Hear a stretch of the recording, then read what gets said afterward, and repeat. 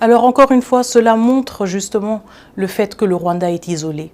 Aujourd'hui, il n'y a que le Rwanda qui prétend ne pas être présent en République démocratique du Congo. Il y a quelques semaines, le groupe d'experts des Nations Unies a publié un rapport accablant qui parle de plus de 4000 troupes rwandaises sur le territoire souverain de la République démocratique du Congo.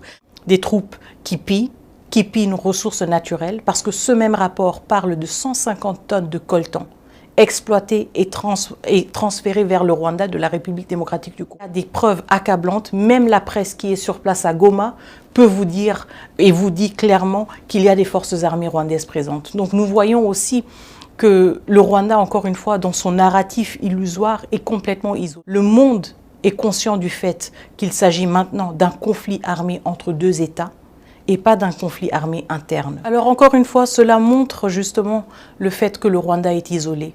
Aujourd'hui, il n'y a que le Rwanda qui prétend ne pas être présent en République démocratique du Congo. Il y a 2 jours, au Conseil de sécurité, 15 membres du Conseil de sécurité ont dénoncé la présence du Rwanda.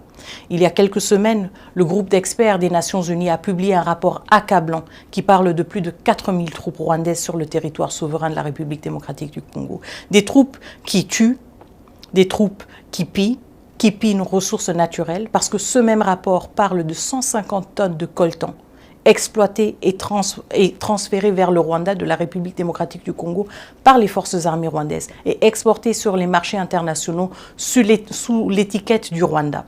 Donc, vous voyez qu'il y a des preuves accablantes, même la presse qui est sur place à Goma peut vous dire et vous dit clairement qu'il y a des forces armées rwandaises présentes. Donc, nous voyons aussi que le Rwanda, encore une fois, dans son narratif illusoire, est complètement isolé. Le monde est conscient du fait qu'il s'agit maintenant d'un conflit armé entre deux États et pas d'un conflit armé interne. Et c'est pour cela que notre plaidoyer pousse justement pour que les uns et les autres prennent leurs responsabilités, pour que ceux qui ont permis au président Kagame d'en arriver si loin le tiennent redevable, en coupant par exemple leur aide au Rwanda, en imposant des sanctions sur des individus qui, eux, directement font partie de la chaîne de commandement, et en suspendant ou en révoquant au Rwanda le statut de pays contributeur de troupes de maintien de la paix pour les missions et les opérations de paix des Nations Unies. Il est extrêmement important de souligner qu'en moins de 5 jours, les forces armées rwandaises présentes sur le territoire de la République démocratique du Congo ont tué 17 soldats de la paix, 17. Un Uruguayen, un Malawite et 15 Sud-Africains. Le Rwanda est un des pays les plus grands contributeurs de troupes de maintien de la paix. Et donc nous sommes dans un contexte aussi où même cela doit être révoqué comme statut. Il est inacceptable qu'un pays qui contribue aux missions de maintien de la paix soit en même temps la cause de la mort de soldats de la paix. C'est une situation évidemment que nous déplorons, qui nous révolte aussi énormément.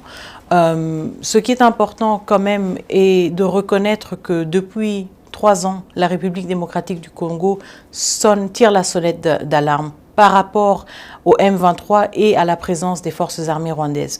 Nous ne devons pas sous-estimer qu'il y a eu un effort conséquent des forces armées rwandaises d'équiper le M23 et d'équiper ses propres troupes avec un arsenal militaire jamais vu jusqu'à présent dans la région des Grands Lacs. Je me souviendrai aussi du fait que même les Nations Unies, avec une mission de maintien de la paix très forte, une des plus grandes en République, une des plus grandes sur le continent africain, a elle-même parlé du fait que l'armement, que les armes qui étaient utilisées par les forces armées rwandaises et par le M23 allaient bien au-delà de leurs propres capacités.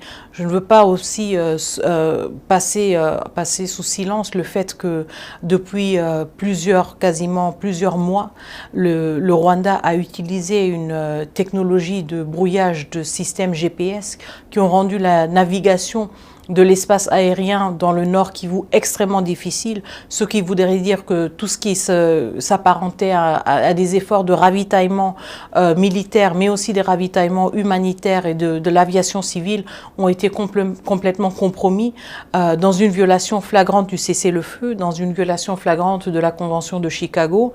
Et nous avons toujours fustigé et dénoncé justement cette course, si vous voulez, à l'armement que le Rwanda a menée pour justement imposer de manière extrêmement brutale sa présence et saper tous les efforts qui ont été consentis par toutes les parties prenantes de trouver une solution politique à cette situation. Bien au contraire, nous ne sommes pas du tout abandonnés, nous ne sommes pas du tout isolés. Si une partie est isolée, c'est le Rwanda. Encore une fois, je me réfère aux 2 réunions d'urgence du Conseil de sécurité, dans lequel quand même, à travers lesquelles quand même, il était comme assez visible à quel point le Rwanda était seul et isolé. Tous les membres du Conseil de sécurité ont fustigé la violation flagrante du droit international par le Rwanda. Je voudrais aussi vous rappeler que pendant la dernière réunion du Conseil de sécurité, le mardi, nous avons eu 6 pays qui ne sont pas directement impliqués dans le conflit, qui ont saisi la parole, qui ne sont pas membres du Conseil de sécurité. Nous avons l'Uruguay, le Guatemala, l'Afrique du Sud, le Burundi, le Sénégal, tous ces pays qui se sont mobilisés pour prendre la parole pendant les délibérations du Conseil de sécurité. Je pense que ce que nous voyons maintenant, c'est que de plus en plus de pays au monde, pas seulement en Afrique, sont scandalisés par l'attitude du Rwanda, l'attitude déstabilisatrice du Rwanda qui semble avoir l'intention maléfique de vouloir remettre l'Afrique dans les années sombres des années 90 où le pouvoir s'arrachait avec des armes. La République démocratique du Congo a tourné cette page, même si le Rwanda est encore dans un état d'esprit qui considèrent ce genre d'options, nous ne les considérons pas. Nous sommes un pays qui a fait le choix de la démocratie, nous sommes un pays qui a fait le choix de l'alternance politique. Le Rwanda n'a aucune leçon à nous donner et surtout pas en essayant d'imposer sa volonté sur un pays souverain avec des armes. Donc ce que nous voyons plutôt, ce n'est pas un isolement de la République démocratique du Congo. Le monde s'insurge, le monde pose des questions sur comment est-ce que le Rwanda ait pu avancer si longtemps et comment est-ce que le monde a permis que le président Kagame se radicalise pendant tant de décennies. Et nous avons la réponse très claire à cela. Le président Kagame s'est radicalisé parce qu'il a été incontrôlé et il n'a pas été tenu redevable par tous ses partenaires et par tous ses bailleurs pendant tant d'années. Et donc nous nous retrouvons maintenant dans une situation où un chef de l'État semble incontrôlé et obsédé par l'intention de vouloir déstabiliser un pays voisin et contribuer au changement inconstitutionnel d'un régime légitime. Ceci est inacceptable et nous refusons qu'en 2025, l'Afrique que nous voulons avoir, l'Afrique que nous aspirons, qu'elle soit une Afrique du développement, de la prospérité et de l'avenir et de l'espoir pour toutes les générations qui suivront, nous refusons catégoriquement que ce narratif soit imposé sur notre continent et sur notre pays. Alors, je voudrais tout d'abord préciser une chose. Quand nous parlons de la situation qui prévaut dans la ville de Goma, chef-lieu du territoire du Nord Kivu, il ne s'agit pas d'une présence des rebelles du M23, il s'agit d'une occupation des forces armées rwandaises sur un territoire souverain de la République démocratique du Congo. Et en effet, nous avons constaté ces derniers jours que cette emprise s'était confirmée sur une large partie de la ville de Goma. En ce qui concerne le nombre de morts que nous déplorons, vous allez comprendre qu'avec la volatilité du contexte, il a été très difficile de chiffrer cela. Nous sommes dans le regret de constater quand même que nous parlons, quand il s'agit des morts, de milliers de morts.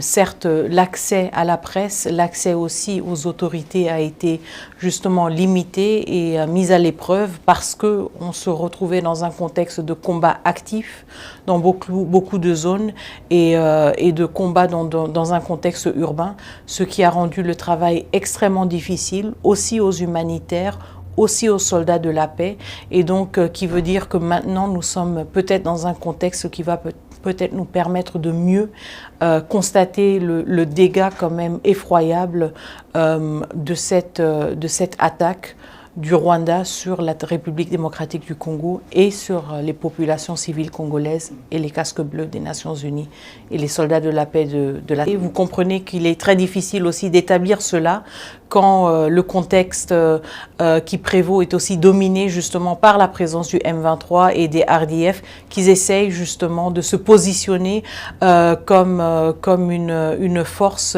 qui n'aurait pas causer de dégâts.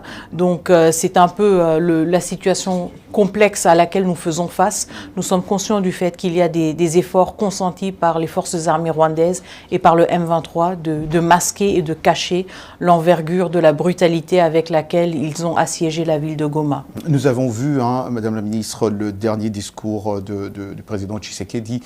Y a-t-il une stratégie pour reprendre ce territoire ? Évidemment, nous n'allons jamais accepter qu'il y ait des usurpateurs qui essayent d'implanter leur présence. Et donc, nous n'allons jamais accepter justement une cohabitation, si vous voulez. Tout d'abord, une cohabitation avec le Rwanda sur notre territoire souverain. Cela était inacceptable. C'est une violation, comme je le dis toujours, du droit international, de notre souveraineté et de notre intégrité territoriale. Donc, la République démocratique du Congo ne conçoit pas du tout rester dans une situation dans laquelle la présence des forces armées rwandaises et de leurs supplétifs du M23 fasse partie d'une normalité quelconque. Consenti beaucoup d'efforts pour améliorer la situation de nos soldats. Nous sommes conscients du fait qu'il y a encore beaucoup de travail à faire. Nous sommes aussi conscients que nous venons de très loin. Les régimes précédents ont investi des efforts stratégiques, si vous voulez, à démembrer et à fragiliser l'armée même. Et donc, nous devons être conscients du fait que c'est un travail un travail dans lequel nous devons rebâtir notre armée. Cela est extrêmement difficile quand nous faisons face à ce genre d'assaut et à ce genre d'attaque. Les efforts que nous avons consentis et que nous avons menés dès le début du premier mandat du président de la République et qui continuent dans ce deuxième mandat, vont continuer pour justement que nous soyons mieux outillés à faire face à ces défis. Je comprends entièrement la frustration et la préoccupation de beaucoup de nos concitoyens, mais je voudrais vous rassurer justement que ces efforts vont continuer et que nous tirons aussi les leçons nécessaires des échecs et des difficultés auxquelles nous faisons face sur le terrain pour voir comment mieux outiller nos forces armées, mieux les accompagner et défendre avec encore plus d'efficacité notre territoire souverain. De renforcer les capacités de nos forces armées à travers des formateurs qui ont été recrutés à l'extérieur du pays. Donc ces efforts-là étaient plutôt consentis dans une logique de renforcer les capacités des forces armées de la République démocratique du Congo. Quand on parle d'initiatives régionales, je voudrais rappeler qu'il y a une initiative régionale qui a été mandatée par l'Union africaine, l'organisation continentale qui nous réunit tous, pays de l'Afrique, et c'est le processus de Luanda. Le processus de Luanda est le seul et l'unique cadre à travers lequel cette solution, cette résolution du conflit tant espérée par une voie politique, c'est le seul cadre justement dans lequel ces discussions-là devraient avoir lieu. Donc nous avons réitéré le fait que nous attendons le Rwanda dans le processus de Luanda, le processus auquel lui, il a adhéré aussi, mais duquel il s'est séparé très récemment et auquel il n'a pas participé, par exemple, au sommet du 15 décembre. Je voudrais rappeler aussi que le Conseil de sécurité, tous les membres du Conseil de sécurité, de manière unanime, et vous savez que ces jours-ci, ce n'est pas toujours évident d'obtenir une unanimité au sein du Conseil de sécurité, mais tous les membres étaient très clairs là-dessus. Les parties prenantes doivent retourner à la table de négociation dans le cadre du processus de Luanda. Et donc, c'est la position de la République démocratique du Congo. Nous avons entière confiance au facilitateur João Lourenço, président de l'Angola, et nous insistons à ce que les assises du processus de Luanda reprennent dans les plus brefs délais. Nous sommes perplexes par rapport au fait que le Rwanda ait choisi justement de saper ses efforts. Nous avons aussi pris note du fait que le président rwandais aurait sollicité une médiation du président de la Turquie, le président Erdogan. Nous sommes perplexes parce que nous sommes convaincus qu'en tant qu'Africains qui se respectent, nous voulons quand même privilégier nos propres efforts. Donc c'était assez surprenant de voir le président Kagame solliciter une implication d'une partie tierce qui n'a pas participé à ces efforts et qui n'est pas du continent. Donc nous réitérons, le processus de Luanda est le cadre, l'unique cadre à travers lequel nous allons continuer les efforts pour trouver une résolution politique à ce conflit. Alors mon message tout d'abord, c'est qu'ils ne sont pas seuls, ils ne sont pas abandonnés, ils sont la raison pour laquelle chaque matin, tout le monde se lève à Kinshasa, tout le monde se lève à la diaspora. Mon message, c'est que nous sommes de tout cœur avec nos compatriotes à l'est de la République démocratique du Congo, en particulier au Nord Kivu. Mon message est que les efforts que nous fournissons se font sur plusieurs fronts. Je suis à la tête du front diplomatique et nous menons des efforts inlassables. Nous allons tenir toutes les parties prenantes redevables. Nous allons nous assurer qu'il y a une pleine transparence sur ceux qui ont parlé et ceux qui n'ont pas parlé. Nous allons rappeler toutes les organisations de leurs aspirations, de leurs principes et de leurs obligations. Et justement, tenir toutes les parties prenantes redevables pour le fait qu'ils aient laissé la situation se détériorer d'une telle manière pendant les dernières années, mais aussi les rappeler qu'ils ont une responsabilité et une opportunité de passer à l'action.